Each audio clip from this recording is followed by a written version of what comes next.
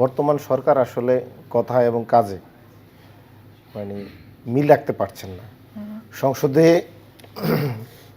মন্ত্রী বলছেন যে দেশে জ্বালানি কোনো সংকট নাই, কিন্তু আমরা রাস্তায় দেখি গাড়ির দীর্ঘ লাইন, সারি সারি লাইন, শেষ হচ্ছে না। জ্বালানির জন্য হাহাকার। জ্বালানি সংকটের কারণে আমাদের শিক্ষা প্রতিষ্ঠান 3 দিন বন্ধ করে দেওয়া হয়েছে। বন্ধ বলতে অনলাইনের ব্যবস্থা করা হয়েছে, অফলাইনে আর শিক্ষা প্রতিষ্ঠান যেতে পারবে না।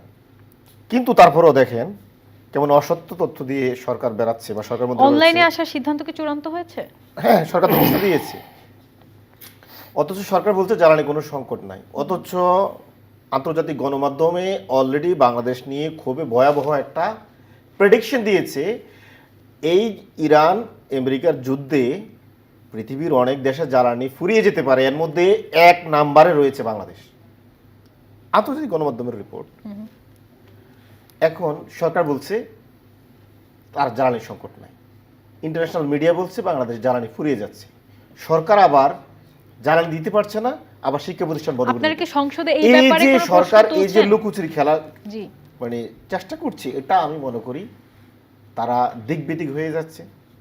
তাদের উচিত এই সমস্ত এই গ্লোবাল সমস্যাটাকে না এড়িয়ে বা লুকোচুরি না করে এটাকে নিয়ে সম্মিলিতভাবে এটাকে উতরানো, কিন্তু সরকার এটা করছে না। আপনি দেখেন শিক্ষা প্রতিষ্ঠানের মতন গুরুত্বপূর্ণ জিনিস বন্ধ করে দেওয়া হচ্ছে, অথচ আপনার শপিং মল, তারপর হচ্ছে বিলাসজাত যে বিভিন্ন সেক্টরগুলো রয়েছে বা আলোকসজ্জার অন্যান্য যে অপ্রয়োজনীয় আলোকসজ্জা রয়েছে, এগুলোর উপর কিন্তু কোনো কড়াকড়ি আরোপ করা হয় নাই, নিষেধাজ্ঞা দেওয়া হয় নাই।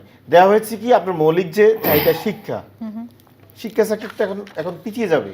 করোনার মধ্যেই এমনি আমরা আমাদের বাচ্চা কাচ্চারা ক্লাস বিমুখ হয়ে গিয়েছে, জি, আপনাদের অনেক বিকল্প স্টুডেন্ট ড্রপ আউট কি হয়ে গিয়েছে। প্রস্তাব আছে সংসদে? আপনাদের বিকল্প আমরা মনে করি কি সরকার পরিকল্পনা? অন্য যে জিনিসগুলো রয়েছে যেখানে আলোকসজ্জা বেশি হয়, বিলাসজাত বা এখানে শপিং মল, এই সমস্ত জায়গায় বিদ্যুৎ যে সরবরাহটা কমানো হোক।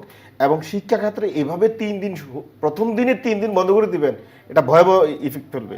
প্রথম দিনে 1 দিন করা যেত, পাইলট প্রকল্প হিসেবে দেখতো কয়দিন হয়। 3 দিন যদি আপনি করেন, বাকি 3 দিন যে স্টুডেন্টরা ক্লাসে যাবে বা কিভাবে যাবে, এত অভ্যস্তর ব্যাপার স্যাপার।